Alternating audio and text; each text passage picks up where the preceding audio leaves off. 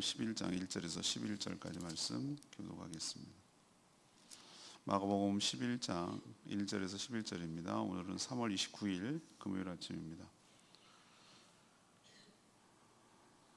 3월 29일자 본문 마가복음 11장 1절에서 11절까지 교독합니다. 73쪽입니다.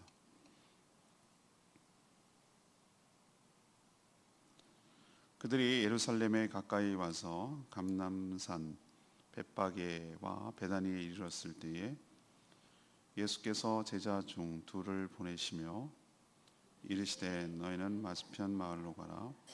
그리로 들어가면 곧 아직 타보하는 나귀 새끼가 매어 있는 것을 보리니 그리로 끌고 오라. 만일 누가 너희에게 왜 이렇게 하느냐 묻거든 주가 쓰시겠다 하라. 그리하면 즉시 이리로 보내리라 하시니 제자들이 가서 본즉 나귀 새끼가 문 앞 거리에 매여 있는지라 그것을 푸니 거기 서 있는 사람 중 어떤 이들이 이르되 나귀 새끼를 풀어 무엇 하려느냐 하매 제자들이 예수께 이르신 대로 말한대 이에 허락하는지 나귀 새끼를 예수께로 끌고 와서 자기들의 겉옷을 그 위에 얹어 놓음에 예수께서 타시니 많은 사람들은 자기들의 겉옷을 또 다른 이들은 들에서 벤 나뭇가지를 길에 펴며 앞에서 가고 뒤에서 따르는 자들이 소리 지르되 호산나 찬송하리로다. 주의 이름으로 오시는 이여 찬송하리로다. 오는 우리 조상 다윗의 나라에 가장 높은 곳에서 호산나 하더라. 예수께서 예루살렘에 이르러 성전에 들어가사 모든 것을 둘러보시고 때가 이미 저물매 12 제자를 데리고 베다니에 나가시니라. 아멘. 오늘 말씀을 요약하면 드디어 이제 예수님이 예루살렘 근처까지 오셨죠. 예루살렘 근처 베다니에 이르자 제자들을 시켜서 건너 마을로 가서 나귀 새끼를 풀어 끌고 오라고 하셨습니다. 누가 뭐라고 하면 주가 쓰시겠다라고 그렇게 얘기를 했는데 예수님이 말한 그대로 다 되었습니다. 제자들이 나귀 위에 겉옷을 얹자 예수님은 그 나귀를 타시고 예루살렘에 이제 들어가셨습니다. 예수님을 따르는 자들이 열렬히 환영했고 주님은 성전을 둘러보시고 저녁이 되어서 다시 베다니로 나오는 그런 드디어 이제 예루살렘에 들어가는 장면이 오늘 내용이 되겠습니다. 오늘 이 사건 예수님의 그 예루살렘 입성을 통해서 우리가 알 수 있는 것은 무엇인가? 이것이 오늘의 질문입니다. 첫 번째로 3절 말씀 11장 3절 말씀을 근거로 모든 피조물이 순종해야 할 주님이신 것을 알 수 있습니다. 이 예루살렘 입성 과정을 통해서 예수님이 누구신지를 알 수 있다는 뜻인데 그 첫 번째가 모든 피조물이 순종해야 할 주님이라는 것을 알 수 있다는 겁니다. 예수님이 드디어 구속사역을 이루기 위하여 예루살렘 근처까지 베단이라는 동네, 멀지 않은 동네까지 이르셨습니다. 근데 제자들에게 특히 제자 2명에게 특별한 명령을 하시는데 맞은편 마을이라고 말하는 것은 감람산을 거쳐서 반대편 쪽 마을로 들어가면 아직 아무도 타보지 않은 나귀 새끼, 나귀의 새끼라는 뜻입니다. 나귀 새끼가 매여 있는 것을 볼 것인데 풀어서 끌고 오라고 그렇게 명령을 내리십니다. 만일 누군가 아니 왜 남의 나귀 새끼는 풀어서 어디다가 하려고 왜 이렇게 합니까? 라고 물으면 주가 쓰시겠다 이렇게 대답하라고 얘기를 하셨습니다. 2명의 제자가 이게 순종했어요. 그리고 예수님의 말 그대로 다 이루어졌습니다. 나귀의 용도는 타고 입성하려는 것임을 알겠는데 남의 것을 이렇게 해도 되는 걸까라는 의문이 생겨요. 제가 만약 저 성격이라면, 만약 제자라면은, 두 명이 제자라면 저 못한다 그럴 것 같아요. 성격상 그렇겠죠. 그러니까 저를 안 시키는 거겠죠. 왜 남의 걸요? 이렇게 할 것 같아요. 저 같으면은.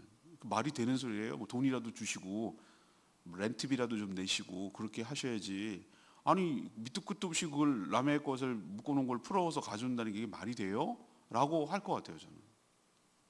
근데 정말 참 이 제자들의 믿음이 참 대단하다. 그대로 순종하시는데, 근데 그거를 어떻게 알 수 있냐면, 아, 이분이 다 아시는구나 라는 생각 때문에 더 믿음이 갔을지도 모르겠어요.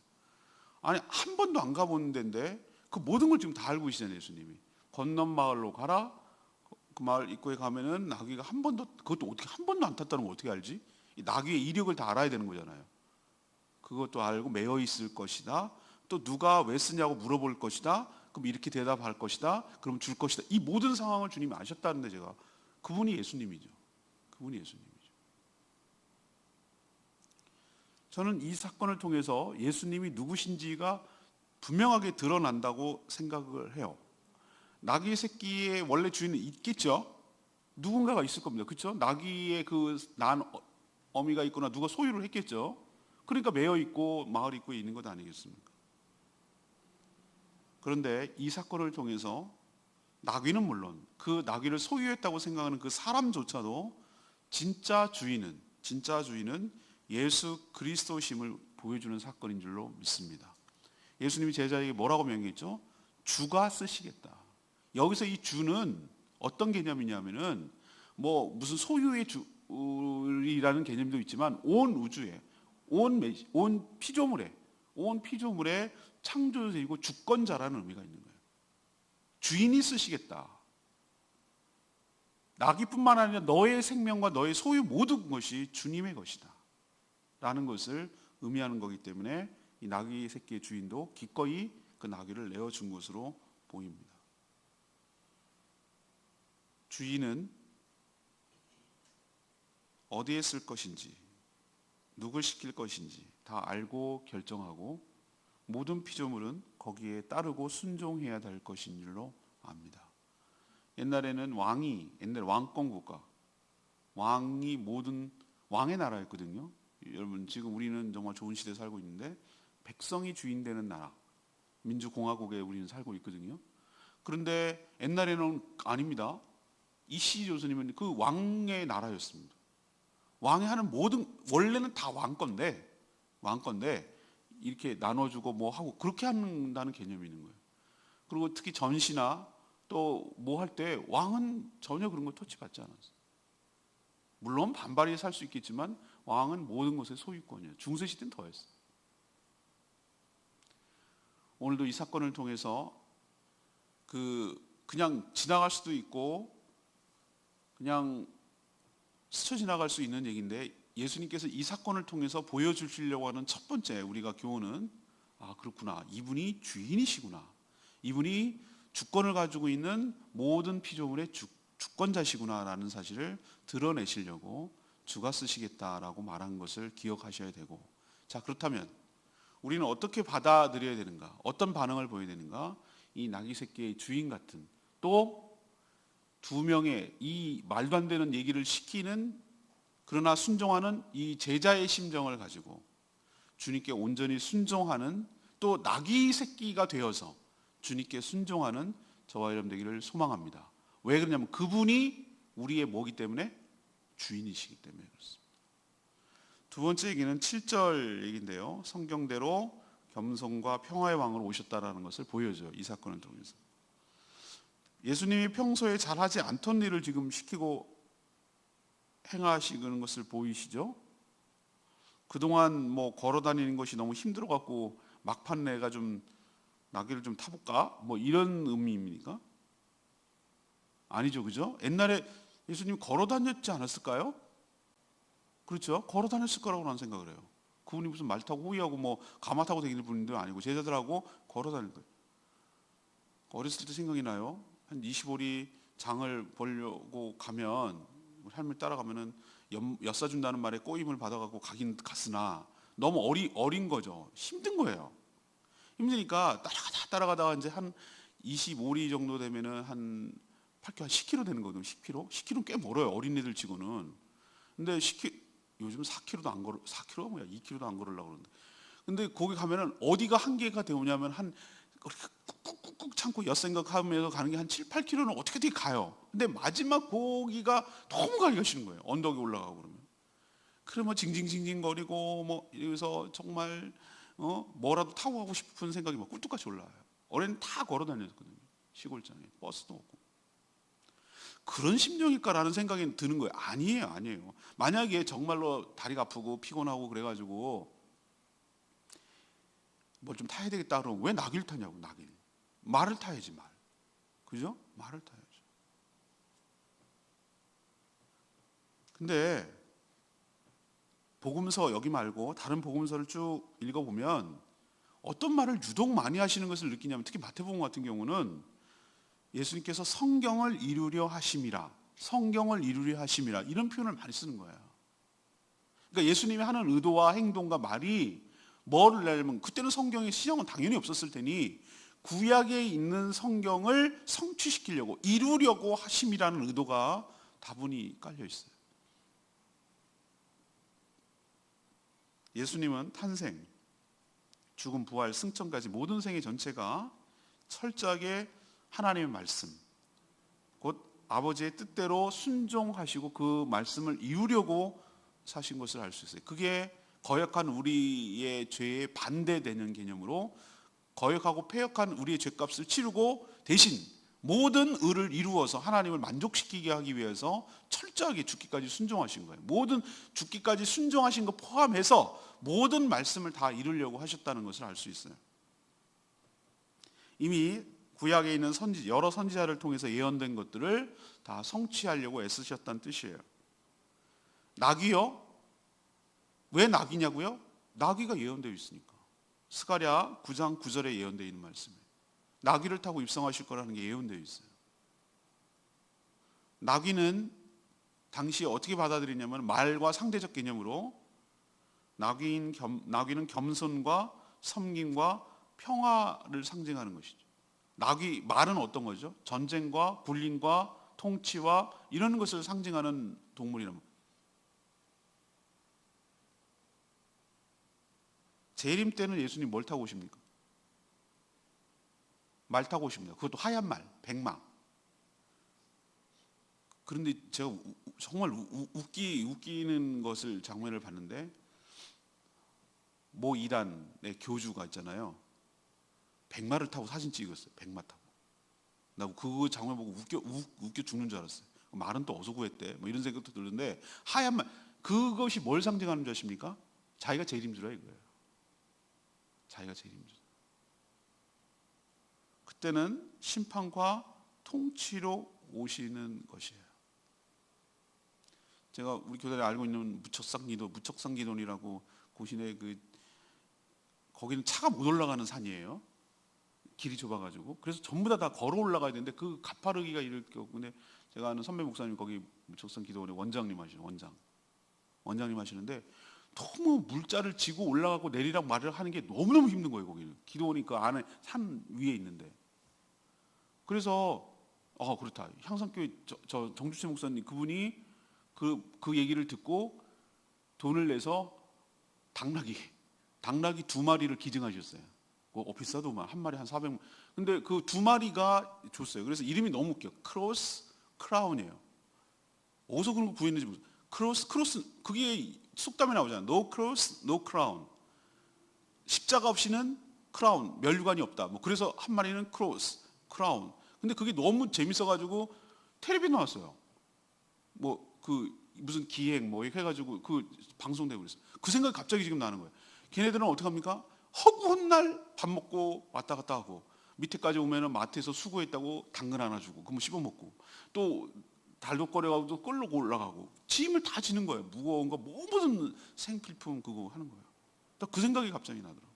그리고 애들 오면은 당나귀 한번 태워주면 좋아하고 그런 용도더라고요. 근데 그 생각이 갑자기 나는데, 이 나귀가 뭐냐면 막 씩씩하고 빨리 가는 것이 아니고 좀 체구도 작고 그냥 근데 힘은 좋고 그렇단 말이에요. 고집은 좀 세고. 그런데 이것을 타고 가신다는 의미는 본인이 힘으로 누르고 통치하고 군림하기 위해서 들어간다는 개념이 아니라 평화의 시대에 상징하는 거거든요. 이게 겸손하고 평화와 섬김의 왕으로 온다라는 것을 의도적으로 보여주기 위해서 나귀를 타고 들어가시는 줄로 압니다. 재림 때는 물론 백마를 타고 오시어서 심판과 통치로 오시겠지만 이 초림, 처음에는 죽기까지 겸손히 순종함으로 하나님과 사람, 또 사람과 사이에 깨어자리버린 평화, 갈등으로 인한 평화를 되찾게 해주시려고 지금 예루살렘으로 입성한다는 것을 보여주기 위하여 굳이 거기 걸어가도 될 거리인데도 불구하고 이 나귀를 가져오라고 해서 이렇게 행하시는 것을 볼 수 있습니다. 주님께서 무엇을 행하라고 하실 때는 다 그럴 만한 이유가 있는 줄로 믿습니다. 그거는 무엇인가를 의도하고 상징하고 보여주기 위한, 그리고 특별히 하나님 말씀에 순종하기 위한 것임을 깨닫고 우리도 그것을 받아들이고 이해하는 저와 여러분 되기를 소망합니다. 마지막 10절에 있는 말씀, 영원히 찬양받기에 합당하신 구원자임을 보여주세요. 이 사건을 통해서 제자들이 예수님의 명령대로 끌고 온 그 나귀의 새끼 등 위에다가 겉옷을 얹어놨습니다. 일종의 이렇게 약간 포장을 하는 거죠. 우리도 말 같은 거 멋지게 보면은 뭐 이렇게 씌우고 이렇게 하지 않습니까? 타기 쉽게. 근데 거기에 겉옷을 얹어놓자 예수님이 나귀를 타셨어요. 그리고 드디어 입성합니다. 그래서 많은 사람들이 예수님의 앞뒤를 따르면서 자기의 겉옷을 펴서 길에 깔고 또 종려나무 가지를 꺾어 길에 펴고 또 일부는 흔들고, 그래서 예수님이 이 입성하는 이 장면이 바로 고난주간이 시작되는 그 주일을, 부활절 바로 전주를 종려주일이라고 부르는 이유가 여기서 나오는 거예요. 나뭇가지를 들고 흔드는 것 때문에. 그 나뭇가지가 종려나무. 종려나무는 어떻게 생기냐면은 야자수처럼 생겼어요. 이파리가. 소철나무 잎 같기도 하고 그 좀 큰 그 잎을 이렇게 흔들고 까는 거죠. 이 행위는 뭡니까? 왕을 영접하는 행위예요. 여러분 생각할 때 카페트를 깔 게 없으니까 카페트가 없는데 자기 겉옷을 카페트로 까는 거랑 비슷한 거예요. 요즘 우리로 치면은 여배우들의 꿈이 뭡니까? 칸 영화제 가가지고 레드카펫 거기 한번 밟아보는 게 소원 아니겠습니까? 초청 받아가지고 거기 이렇게 한번 하면 여배우로서는 대단한 성공이잖아요. 거기에 수상까지 하면 뭐 정말 말할 것도 없는 거죠. 일생일대의 꿈이잖아요, 그게. 그 레드카펫. 그다음에 뭐 지난번에도 하노이 갔을 때 김정은 깐다고 내려가지고 여기 보니까 이거 다 깔았더만요. 그다음 비행기 내릴 때 이거 깔잖아, 레드카펫. 그것은 왕으로서의 어떤 최고의 대접을 해준다, 그런 개념이거든요. 이게 여기서 나타나잖아요. 겉옷은 자기의 재산이라고 했어요. 그 당시 사람들은 겉옷하고 두 가지밖에 없었어요. 근데 겉옷을 깐다? 자기가 깔려서 길에 밟힌다? 얼마나 불쾌한 얘기. 그런데도 그만한 가치가 있다라는 것을 상징하잖아요. 그렇게 자기의 옷을 깔고 뒤따르면서 가지까지 흔들면서, 흔드니까 꼭 북한 같기도 하고, 그죠? 그 꽃 들고 막 이러는 거 보면 너무 좀 인위적이고 자기적이고, 하여튼 그렇게 했단 말이에요, 그죠? 그러면서 소리 질러서 열렬히 환영을 했어요. 그 외침이 굉장히 의미심장한데, 호산나 찬송하리로다 주의 이름으로 오시는 이여 우리 조상 다윗의 나라여 가장 높은 곳에서 호산나. 호산나는 요즘 우리 잘 안 쓰죠, 그죠? 호산나 무슨 브랜드 이름 같기도 하고 찬양대 이름 같기도 하고 뭐 이런데, 호산나라는 뜻이 무엇입니까? 우리를 구원해 주소서, 구원해 달라는 뜻이에요. 그게 호산나예요. 그 말 속에서 그들의 바람과 그 소원을 알 수가 있는 것이죠. 그들이 왜 이렇게 열렬히 환호하는지에 대한 그 의미를 지금 얘기를 하잖아요. 지금 예수님은 입성하는 것을 환영하는 이유는 예수님이 입성하셔서 지금 자신들을 식민 통치하고 있는 로마 정권을 무너뜨려주고, 또 저렇게 부패하고 썩어서 강탈하고 강도의 구열을 만든, 좀 이따가 이제 내일 얘기하겠지만 만들어내는 부도덕한 성전의 성직자들을 일소하고 자신들을 모든 억압으로부터 해방시켜 주실 메시아로 지금 기대하고, 자기들의 메시아죠. 자기들의 메시아로 구원해달라고 지금 열렬히 환영하고 있는 것입니다. 하지만 예수님은 이들은 나중에 돌변해요. 예수를 못 박으라고 일주일도 안 돼서 며칠 사이에 5일 만에 5일도 아니죠. 4일 만에 돌변합니다.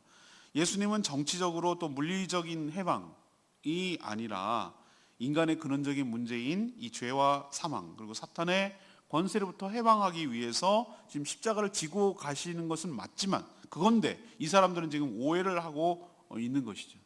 물론 이들이 오해를 했다고 하더라도 그 말 뜻은 됩니다. 호산나라는 말은 되는 거예요. 왜? 우리를 구원하소서. 그들이 생각한 구원은 정치적인 해방이었어요. 그렇지만 예수님이 원하시는 구원은 무엇입니까? 죄로부터 해방이에요. 사단으로부터 해방이고 죽음으로부터 해방을 말하는 것이에요. 그래서 호산나 말을 뜻은 맞아요. 구원의 개념이 서로 다른 것을 생각해서 그렇지.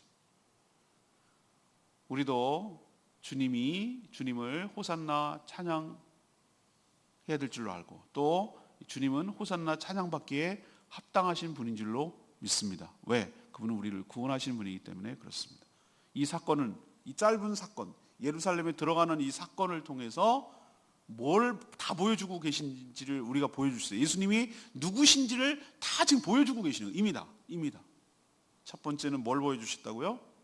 주인이라는 걸 보여주시고 두 번째는 뭘 보여주시고 섬기기 위하여 겸손하게 평화를 가져오기 위하여 들으신 것이고 세 번째는 뭡니까? 구원자로서 영원히 찬양받기에 합당한 분이라는 것을 보여주고 있는 그런 사건이 이 사건입니다. 3절 말씀 레마의 말씀입니다. 만일 누가 너희에게 왜 이렇게 하느냐 묻거든 주가 쓰시겠다 하라. 그리하면 즉시 이리로 보내리라. 지금 생각났네요. 그 무척성 기도원 지금은 이제 딴 함양인가 어디 시골 교회 담임 목사님 가셨지만 그 목사님이 여기 제주도 오셨어요. 근데 그 목사님 하셨던 말이 아직도 제가 부임하기 직전에 이런 얘기 절대 믿음 절대 순종인가 그 말씀을 전 그 말씀이 갑자기 생각나요. 절대 주권에 절대 순종해야 된다는 거예요. 하나님은 때로는 우리의 이성과 합리성을 초월합니다. 주님을 우리 수준에서 생각해서는 안 돼요. 그분은 창조주며 주권자며 통치자세요. 자신의 것을 자신이 쓰겠다고 하는데 그 어떤 거절도 변명도 있을 수가 없는 것이죠. 오히려 주님께 선택되어 쓰임 받는 것이 무한한 영광이고 감사해야 될 이유인 줄로 압니다.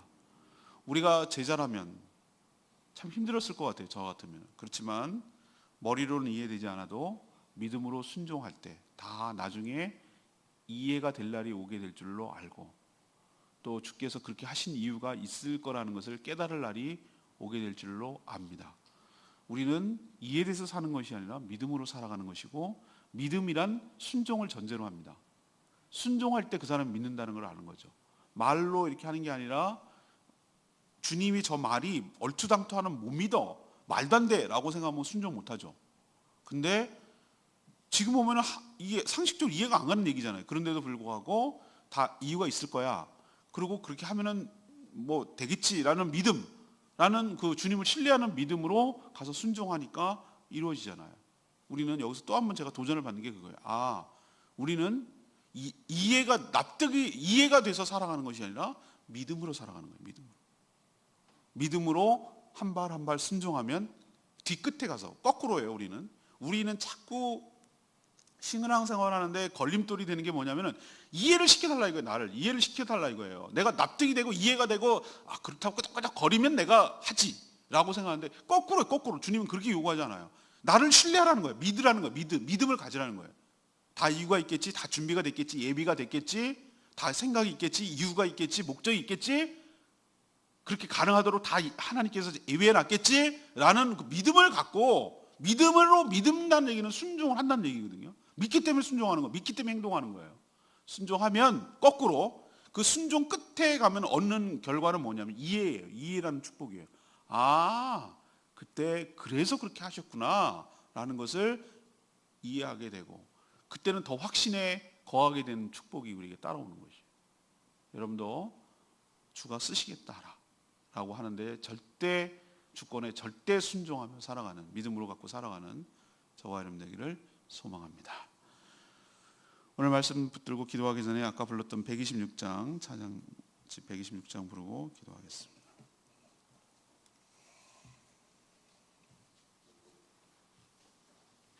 찬양집 126장 호산나 호산나.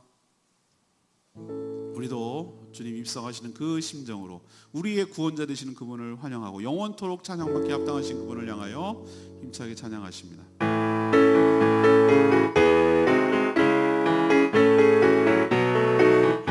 호산나 호산나 호산나 호산나 높은 곳에서 호산나 호산나 호산나 높은 곳에서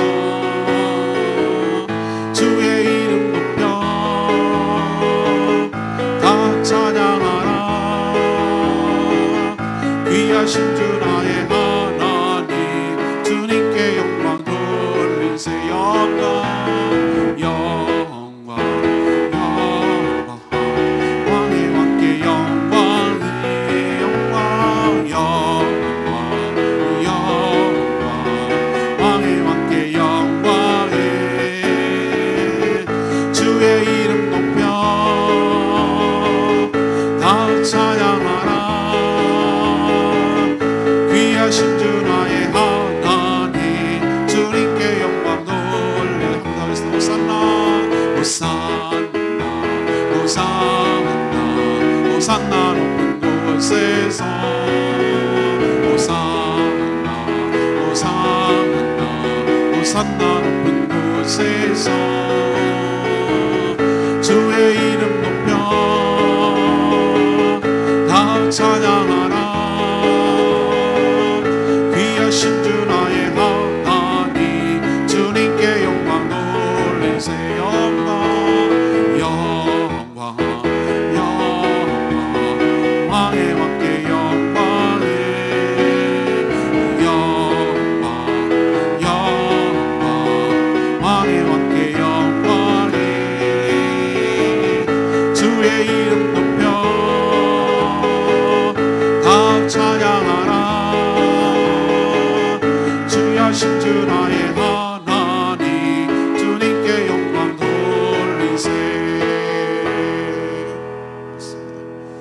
예수님이 누구신지 입성하는 과정에서 이미 다 드러나는 거예요. 그분은 주님이에요. 주가 쓰시겠다고 하나. 일부러 나귀를 타시고 있어. 그분이 지금 통치하고 군림하고 심판하기 위해서 오신 것이 아니라 섬기기 위해서, 평화를 주기 위하여, 하나님과의 평화, 인간 간의 평화를 주기 위하여 오신 것이고, 그분은 우리를 구원할 자시며 영원토록 우리의 찬양을 받기에 합당하신 분임을 다 드러내고 있는 줄로 믿습니다. 하나님의 하신 모든 일들은 다 의도성을 갖고 목적이 있는 것이 우리의 이해를 초월하는 것입니다. 우리는 납득이 안 가고 이해가 안 가도 믿음으로 순종할 때 다 깨달아지게 될 것이고 더 분명한 확신에 거하게 되시고 하나님을 더욱 신뢰하게 될 줄로 믿습니다. 우리에게 이해되지 못하고 순종하지 못하려는 우리의 믿음을 꺾게 하여 주시옵시고 진정한 믿음을 가지고 온전히 순종하는 저희들 되게 달라고 주여 외치며 기도합니다. 주여 아버지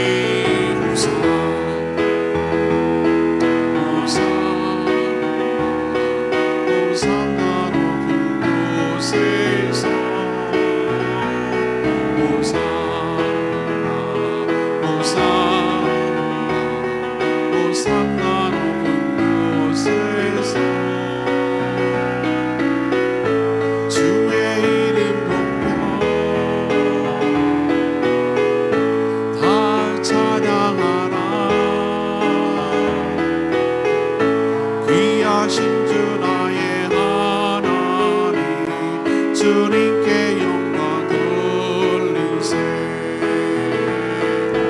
영광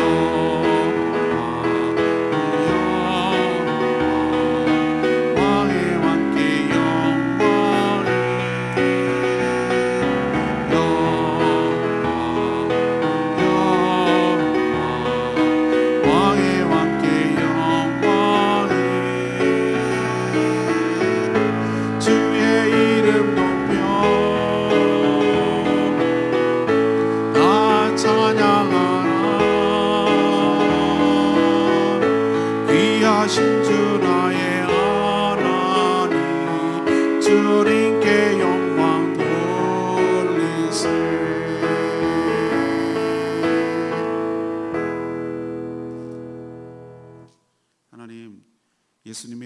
입성 과정을 통해서 그분이 어떤 분인지 누구신지 분명하게 알게 해주셔서 감사합니다. 과거나 현재나 미래의 그 어떤 피조물이라도 당신의 뜻대로 쓰실 수 있는 우리의 주인 되시고 모든 피조물의 주인 되심을 고백합니다. 우리도 그 어떤 명령을 하셔도 절대 순종해야 할 자들임을 고백합니다. 철저하게 말씀을 성취하려고 이 땅에 오셨음을 믿습니다. 겸손히 섬겨서 깨어진 모든 관계를 다시 회복시키는 평화의 왕으로 오셨음을 믿습니다. 영원토록 찬양받으시기에 합당하신 분인 줄 믿습니다. 호산나, 우리의 찬양을 받아 주시옵소서. 우리의 왕, 우리의 주, 우리의 구주 되신 예수님을 영원토록 찬양하며 살게 하여 주시옵소서. 드디어 구속사역을 완성하기 위하여 예루살렘에 입성하신 주님, 그분 때문에 우리가 죄와 사망과 사단의 권세에서 해방되었음을 고백합니다. 진심으로 환영하고 진심으로 찬양하고 진심으로 영광 돌리며 살아가는 복된 인생 다 되게 하여 주시옵소서. 오늘도 간구하는 기도마다 응답하여 주시고 마땅히 해야 될 여러 가지 것들을 기쁜 마음으로 잘 감당하게 하시고 어린이들에게 복음을 전하고 또 목장 모일 때마다 복 내려주시고 은혜로 가득 채워 주시옵소서. 오늘 하루를 믿음으로 살아가게 하여 주시고 그 말씀에 따라 온전히 순종하며 살아가는 저희들 되게 하여 주시고 죽어가는 영혼을 구원하기 위하여 이 땅에 오신 예수님처럼 저희도 영혼 구원하여 주님의 제사 삼는 일에 올인하고 살아가는 저희들 되게 하여 주시옵소서. 주님께 모든 것 맡겼고 예수 그리스도의 이름으로 축복하며 기도합니다. 아멘. 오늘 하루도 주님의 은혜 가운데 살아가게 되기를 축복합니다. 예.